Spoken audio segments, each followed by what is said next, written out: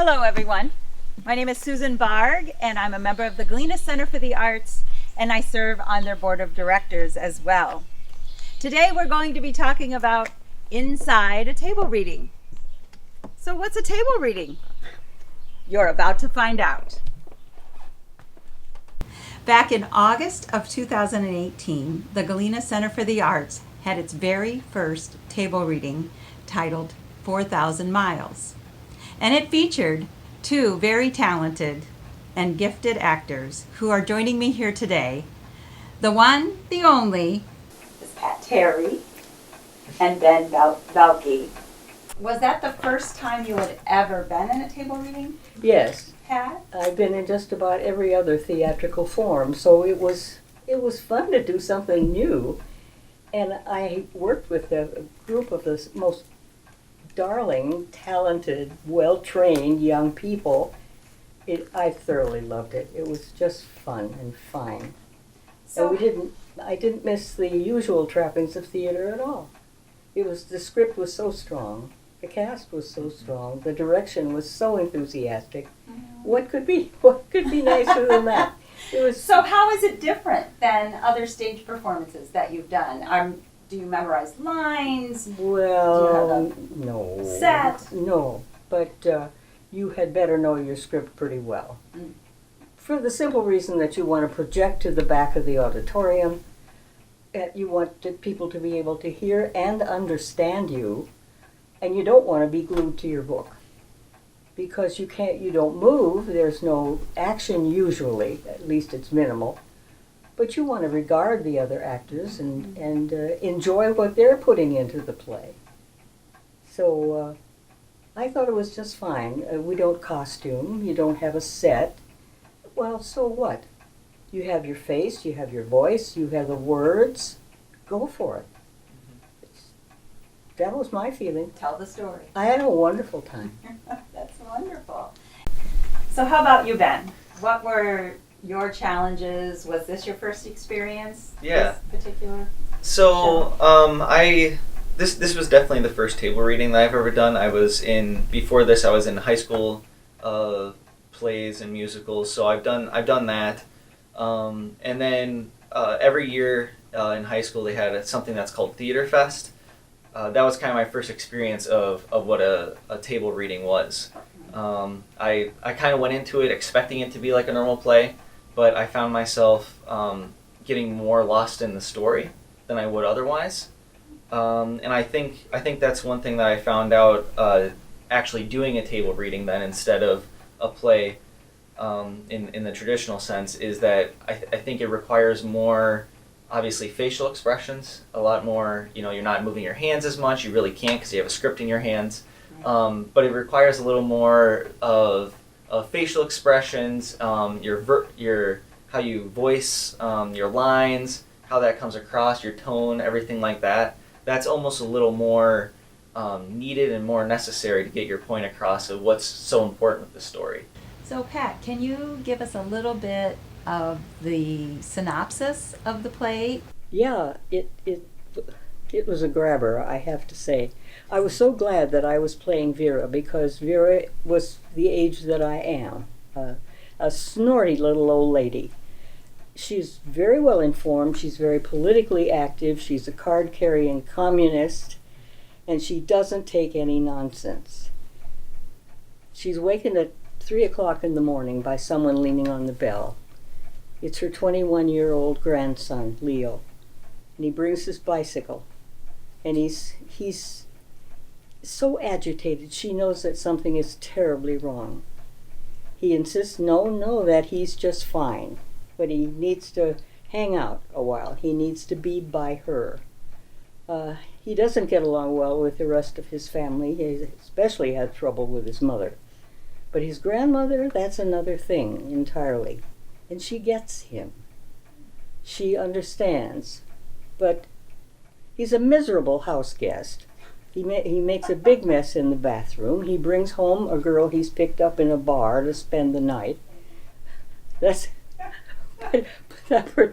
part worked out so funny because the poor girl was born in China, and when she found out that she was in the home of a communist, she beat it in a big hurry. She had had enough of communism. So we also met Leo's girlfriend, who was a real honey. But the young people were so dear and so sure that they had the psychological answer to practically all of life's questions. Well, everything fell out one night when Leo is talking to his grandmother in a darkened room. Now, if it had been a real stage production, I think through the back windows you would have seen the skyline of New York, and then the profiles of the granny and the young man. And he's telling about this bike ride that started on the Pacific coast and went just fine until he and his best friend got to the flatlands, to Kansas and Nebraska. And there they had a horrendous accident with a truck full of live chickens. And his best friend dies as a result of that accident. And Leo's been running ever since. This is the first time that he has really told the whole thing in all its horrific detail. It's a great catharsis for him, even though at the end of it she says, "I'm sorry, honey, I didn't get all of that. I wasn't wearing my hearing aids." It was funny to watch the audience. You know, you got to take a peek at them once in a while. They didn't know whether to weep or laugh or what. But this has helped Leo very much. And by the end of the play, he's kind of got himself together. He's got a job, interview, and you have hope that he's going to get things ironed out with Beck because she's a honey. And the family too. So you could say it had a happy ending. It was a privilege to do that play. Carol was in love with it, and we all fell in love with it too. So Ben, tell us about your experience working opposite such a seasoned actress as Pat, and what that was like. It was definitely a lot of fun. I think it was very interesting working with somebody who's been within shows and plays so much. How she was able to get into her character definitely helped me get into my character. Being able to do a play with somebody who was able to get within character so easily, and then we were able to build on those characters, build the character relationship really well. It was just a lot of fun and very, very interesting, and especially with how deep the play was. Being able to go through that whole process, both with Pat and with Carol, was very interesting. Being able to take apart both our characters and figure out why they're saying what they're saying and how they're saying it. It was very fun working with Pat. Very fun. Oh, I bet. I'd love to do it again. I'm jealous. Anytime, I would. So, Pat, how many other table readings have you done at the center, and which ones? And then also, on that same topic, what would you say to our viewers right now, or future audience members that may or may not have experienced a table reading before? Well, I've been in one other table reading, and that was just a year ago, and it was Richard Alexander's intellectual romp on Earth and in Heaven, and it was entitled Dr. Bibfeld Encounters God. And it had an incredible cast of characters. It had St. Peter, Martin Luther, John Calvin, Santa Claus, a bag lady, St. Peter, I've left out some people, a very voluble American lady who had a lot of money and was very charitable, a couple girls on the town just to have a good time, and God herself. And it was hilarious, to say the least. Richard was in everything, and if you knew him, playing his play was simply delicious. And I had the feeling that a lot of people in the audience knew him too, because he had such a marvelous sense of humor, and he was so smart. And the play just bristled with information, but it was just funny enough to be fun. And I think the audience enjoyed it, and the cast certainly did. So Ben, how many table readings have you been in at the center, and which ones? And what would you say to future audience members about table readings? So I was in one other table read. I believe it was God's Favorite.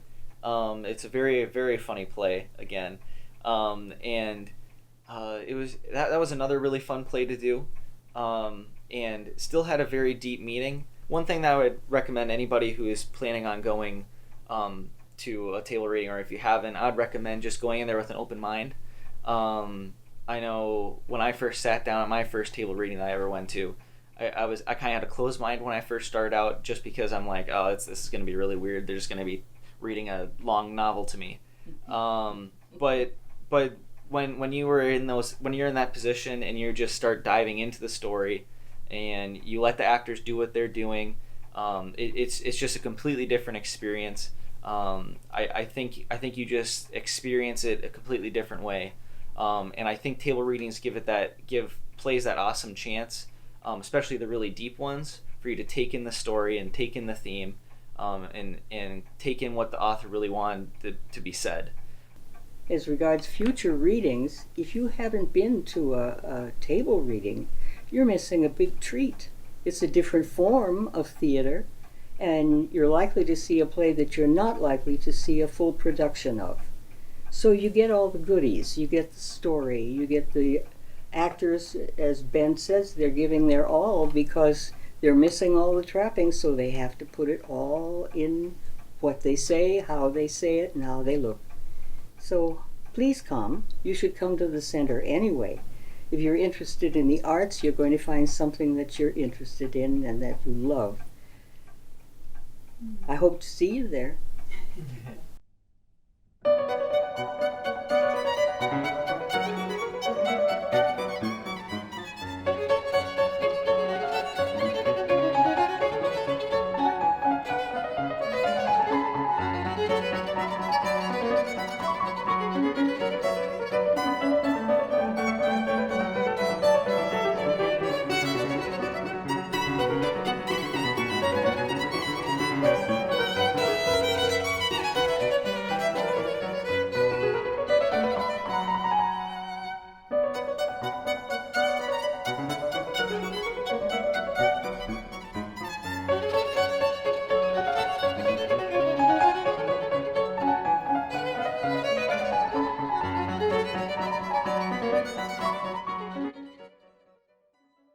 The play is Heisenberg by Simon Stevens.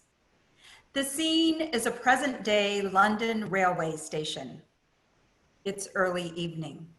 It's fine. It's not.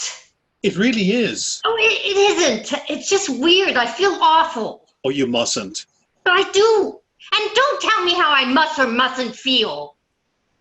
I'm sorry. I'm gonna go.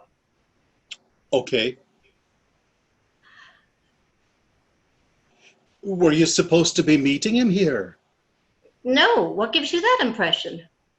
Nothing, just... You're just connecting the dots? Woman walks up to a man, he's sitting down, minding his own business. You kissed the back of my neck. I know, right? What the fuck are you doing, kind of thing. That kind of thing, yes. I am so sorry for swearing. Don't be. I swear all the time. Sometimes I don't even notice it, and sometimes it just pops right out of my mouth. It doesn't bother me in the least. I like a good swear. I have a complete inability to control my own language. Uh-huh. I wasn't expecting to meet him. He wasn't going to be here. That's not what I was doing at all. I don't think that's why I think that's why I was so surprised. I see. He died 18 months ago. He had a heart attack. He was all alone in the flat. Nobody found out until I got home later that night. He'd been on his own for 6 hours. He'd been alive for about 45 minutes after the heart attack, flailing around, trying to attract somebody's attention, failing. I'm so sorry. Was that an unnecessary act of confession? No. No. It must have been a bit of a surprise to imagine you'd seen him again. It was. It was. It really was. I'm Georgie. Hello, Georgie. Alex. Georgie Burns. Alex Priest. Well, this is all very formal, isn't it? Yes, I suppose it is. Georgie Burns. How very nice to meet you. Alex Priest. Charmed, I'm sure. Yes. Don't panic. I'm going now. I wasn't panicking. I like it here. Yes. I like train stations on the whole. Are you waiting for somebody? No. Are you waiting for a train? No. You're just sitting here. That's right. That's good. I like that idea. It's good just sitting, isn't it? That was a portion of a scene from the play Heisenberg, performed by Ronald Tobas and Margaret Scott. Thank you both for agreeing to join me here today, where we will be taking an inside look inside the table reading. And I understand that both of you performed this play in its entirety back in October of 2019 as part of a table reading series for the Galena Center for the Arts. That's right. And I believe, Ron, that you have a little bit of a history together with Margaret in the theater. Can you tell us a little bit about that, and how did it lead to this particular performance here in Galena, Illinois? Sure. Margaret and I met, I think it was 19 years ago. Hard to believe it's that length of time. I was conducting a comedy workshop for actors on Chicago's North Side, and Margaret took the class. So that's where we first met. And then subsequently, she studied with me for about, I think, 3 years. We had a group that I worked privately with for a time, and we called ourselves Merely Players, and I worked with that group. And then I directed Margaret in 3 shows over that time. We first did Arsenic and Old Lace, where she plays the ingenue. And then she came to Galena when we did Women on Fire for that play. And also came to Galena for a production of Tally's Folly, which is a Lanford Wilson play, 2-person play. And she came with Dick Militello, another actor, to do that. So that was our history. But the interesting thing is that this is the first time that Margaret and I have worked opposite each other as actor to actor.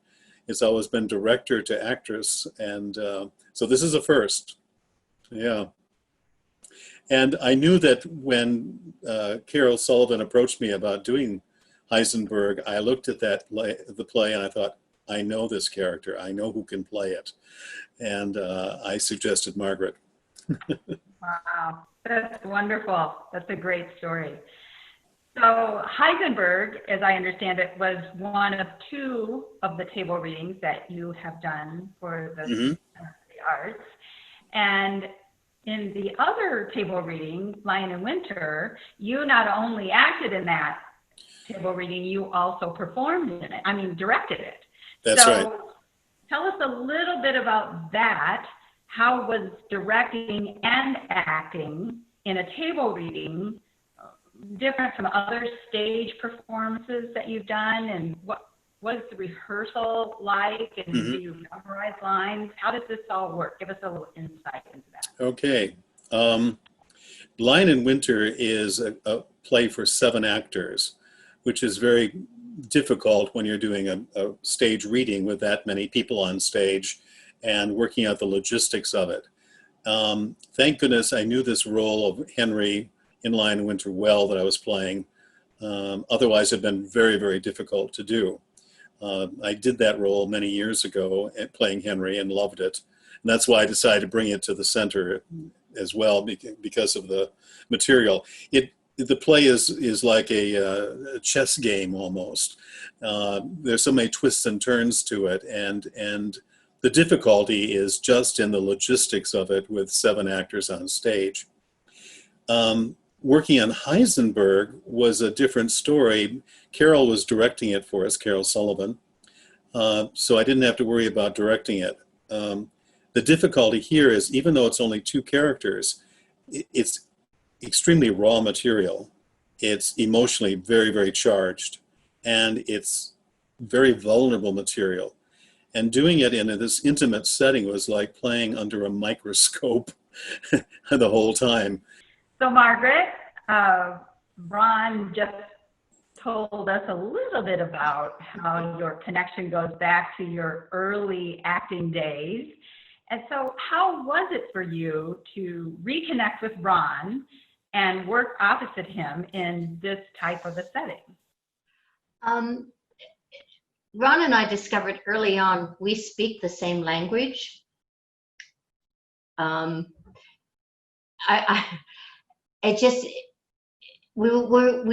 were really in tune with each other with how we approach things. I do remember one rehearsal we had in which it was a highly emotional scene, and we'd been going through and doing it and sort of marking all the beats. And at the end of one of the run-throughs, Ron just looked at me and said, "It's time." And I knew exactly what he was saying to me. I knew exactly what he was asking for. And so the next run through, I gave him what it was that he was looking for. And it's just easy working with Ron because we speak the same language. We're very in tune with how we approach things. So it was great fun. When he first suggested it, the idea of getting to work with Ron just tickled me so much. I was very excited. Oh, that's great. That's really fun. I've worked with Ron as well, and he's a wonderful director and Yes. actor and person. Yes, I concur. So, what were some of the challenges for you as an actress? I know living 3 hours away in Chicago and having so few rehearsals, and so maybe you could give us a little insight into what that was like. I'm sure that's one of a different experience for you. Yeah, the commute was a bit long. So it was, driving out on a Saturday and coming back on a Sunday. But the time that we were there, it was pretty focused on the play. So in those terms, I think we probably squashed what would have been the equivalent of 3 or 4 weeks of rehearsal into those weekends. Because they were pretty intense. Ron and I would go through it a time or two before we met up with Carol, just so that we were prepped and in the right headspace. Mm-hmm. The frustrating thing for me is you get to a certain place in the table reading when you're ready to put the book down so you can truly engage with the other actor. Mm-hmm. But you haven't had enough rehearsal process to really memorize it, so you can't let go of that script. So it's one of those things of, I want to be really familiar with this section because I really need to be looking at him here. Mm-hmm. And this section, I can refer more to the script.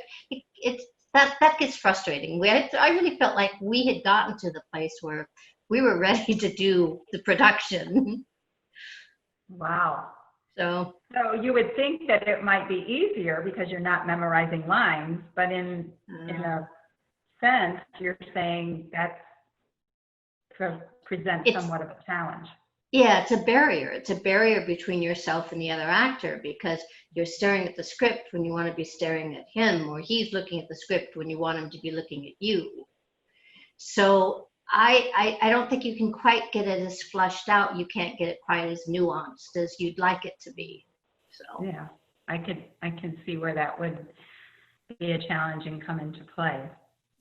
So since both of you have done table readings before and you've done stage performances, that's what most people are familiar with, are live stage performances.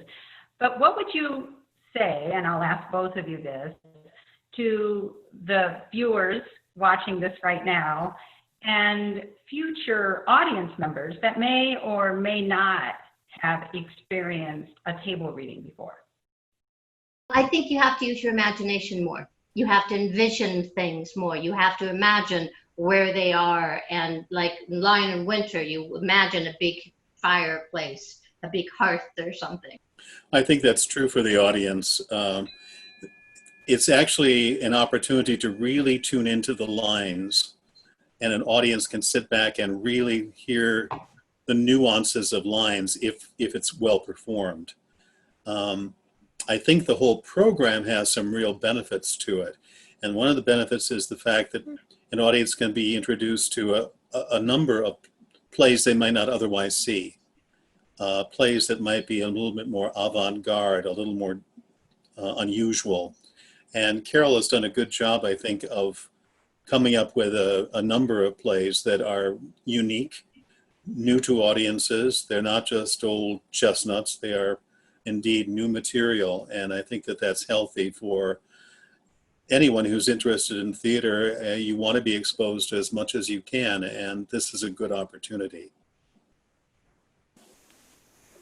I would agree, and as we move forward and expanding here in Galena with the Center for the Arts, it gives us a lot of room to grow in the theater and in the performing arts, and hopefully being able to perform some of these shows with the set, with the actors, with the costuming, and expanding upon that. And I'm hoping that the audience members will be hungry for that.